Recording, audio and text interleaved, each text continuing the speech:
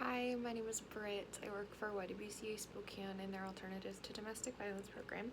Right now, I am working from home. We are currently actively in the middle of the coronavirus pandemic, and so a lot of us thought it would be a cool idea to make some videos about things that we commonly talk to our clients about, things that we thought would be helpful for the community, just as a way to sort of connect with y'all during this time and in the future.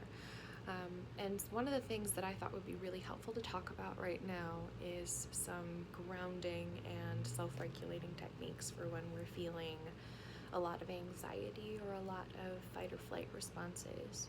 A lot of people right now are responding pretty understandably to this situation with a lot of anxiety, and I think that makes perfect sense.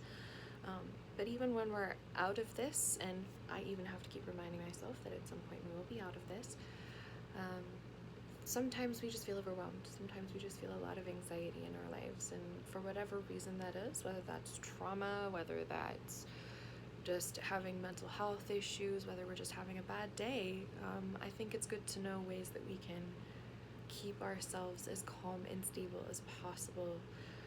If you've seen my other videos, you've seen that I like to do doodles. I like to do little visual representations. Part of my self-care is doing these sorts of artsy things. So I figured what we would do first is we would talk a little bit about why these techniques work. I think that education is a really important thing, especially psychoeducation. I know that knowing more about why our brains and bodies are doing what they're doing sometimes gives us a lot more power and a feeling of more control over it, just by knowing. So that's something that I wanted to cover briefly. One of my colleagues is going to make a video all about trauma and the brain, so I won't go too much into too much detail because I don't want to detract from her video. But I did think it would be a good idea to talk about this first so that we can sort of understand why these things work. So when you're thinking about your fight or flight system, you can think of it like there's the gas and there's the brakes. So the gas is the thing that gets it going. That's our sympathetic nervous system. Our sympathetic nervous system is what kicks in. Say you're walking through the forest, you're taking a hike, and you see a bear. The kinds of symptoms that we get, the sorts of feelings that we have, that shortness of breath, the sweating, the hypervigilance, the getting ready to run, getting ready to fight the bear, or getting ready to play dead, that's fight or flight. That's the sympathetic nervous system. The parasympathetic nervous system, which is the brakes, is the part that slows us down. So that's the part that we engage when we stop, we take a deep breath, and we say, I know this is hard, but I can handle this. Now, trauma responses can come in a wide variety. So there's no right or wrong way to have a trauma response. Everybody's a little bit different. But one thing that I have noticed that tends to be sort of the common range of responses is what I have on my little doodle here. So I'm going to pull this up for you really quick. So this is my sort of representation of what it kind of might look and feel like when we're having various trauma responses. You can see that there's sort of this line in the middle, and if you look closely, you can see that here's like our red, fiery responses, and down here is more of our gray, checked out responses. So some common things that we might experience with trauma responses, if we're way up here on this part of the spectrum, is this fight or flight on fire feeling. So this can sometimes feel like we're amped up, like we're feeling like we're breathing rapidly, we're sweating a lot, we're feeling hyper vigilant. That just means that we're hyper aware of our surroundings. It's sort of that feeling of constantly feeling like you have to look over your shoulder. And something that's very common here is also something called decision fatigue. Now, decision fatigue is where we suddenly feel like we are incapable of making any more choices. It's like our brains just freeze up. I know that sometimes when I've had a very long day at work and we work in trauma, we work in crisis, sometimes that can be kind of exhausting at the end of the day. So I'll go to the grocery store at the end of the day and think, okay, I'm going to pick up some pasta sauce, right? Should not be that hard. I walk into the pasta sauce aisle and there's 12 different shelves of pasta sauce, and suddenly my brain goes, nope, we cannot make that decision right now. That's decision fatigue. And then down here, this is sort of the other end of the spectrum, which is where we are totally checked out, this sort of grayed out kind of not present feeling. So some common ways that this is described is as feeling dissociation. That's what the technical term for this is, but what a lot of people refer to it as is autopilot. So sort of like you keep going, you're moving, you're talking, you're doing whatever, but you're definitely not fully engaged with what's happening around you. This can also feel like numbness, it can feel like you're feeling disconnected, and it can also, again, have decision fatigue. So this is sort of the range of responses we can have sometimes, and we can fall anywhere on this line, right? That's totally normal to be anywhere on here, but what we would like to do, and what the goal of these exercises is to get us to this middle section here that I've labeled mindfulness. In some practices, like CBT, for example, this is called wise mind. Wise mind, or mindfulness, is where we are still present, we're still aware, but we're able to make decisions and we're able to regulate ourselves. You know, we're in the moment, we're not checked out, but we're not so into it that we can't function, and we're not so checked out that we can't function.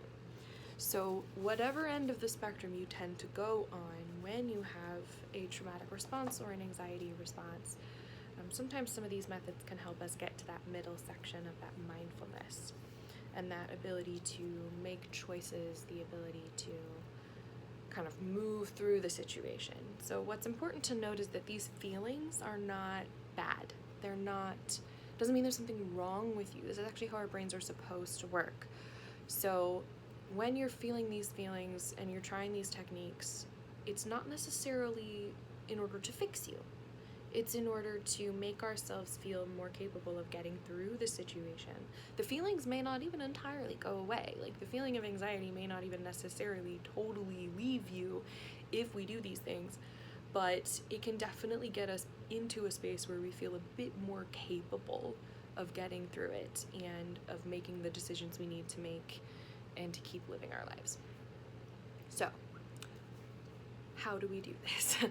So there's a few common things that I use myself and that I teach to my clients that we're going to go over today. And the first two are just breathing techniques. So I know what you're thinking. Breathing, I'm already breathing. Everybody knows how to breathe. Why do you need to teach me how to breathe? That's exactly what I thought before I learned how to do this. I was in a lot of yoga classes and a lot of my own mental health therapy before I realized that, oh, breathing actually can be this very intentional thing that we do to make ourselves feel more grounded. So a very basic one that you can start out with is what I like to call the 8-count breath. So the 8-count breath is literally just breathing in, counting to 8, hold it for 3 seconds, and then breathe out, counting to 8. One of the things that commonly happens when we are having a stress or trauma response is that we don't actually use the full capacity of our lungs. A lot of times we're hyperventilating and we don't even realize that we are. So we can practice this really quick. I can show you. You can do it with me if you want. So we're going to breathe in for 8, hold for 3, breathe out for 8. All right, you ready?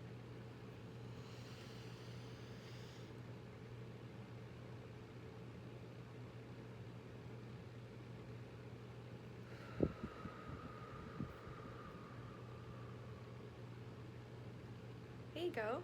Now, even if you can't reach the full 8, like when I breathed in right there, I didn't reach the full 8 quite. Just breathing in until, still count to 8, but even if you're not still taking in air, that's totally fine. You might have to work yourself up to some of these, especially if you're not used to them, or especially if you're not used to full deep breaths. Sometimes we have to work a little bit to build our lung capacity, so that's all right. So that's the 8-count breath. The second one that I'm going to teach you is called the 9-count breath. Now, the 9-count breath is one that I learned in a yoga class, and I actually didn't think it was possible to be able to do this. So if you're skeptical about the 9-count breath, you're in good company. The way that the 9-count breath works is a little bit different, but it's still expanding that capacity for our lungs, and it's also forcing us to be intentional about our breath. That's kind of the main point of these. So for the 9-count breath, you're going to count in for 3, and then hold for 3. Breathe in again for 3. Hold again for 3. Breathe in again for 3. I know, just wait for it. Hold it for 3, and then breathe it all out at the same time. Now this one takes a bit more practice. I had to practice it quite a bit to get it down, but it's been monumentally helpful. It's very, very good and relaxing, and sort of helps us feel, sort of forces us to focus on it pretty hard. So we can practice this one together. All right?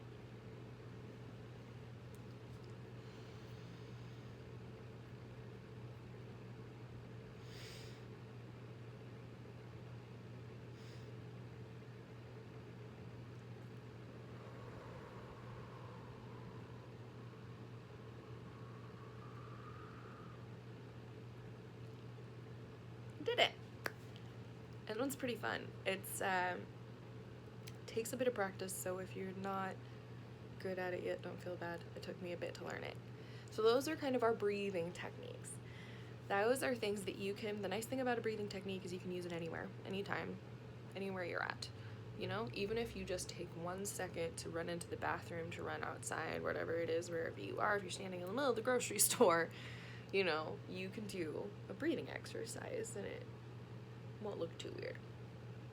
The next thing that a lot of people find helpful is progressive muscle relaxation. Now, progressive muscle relaxation is literally just tensing up our muscles and then letting them go.